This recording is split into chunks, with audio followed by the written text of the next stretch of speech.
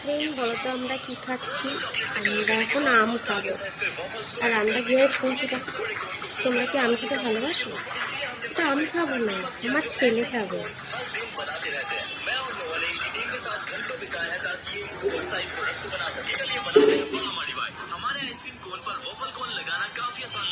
ঠিক আছে, ওটা আমার ছেলে, আমার আম কি।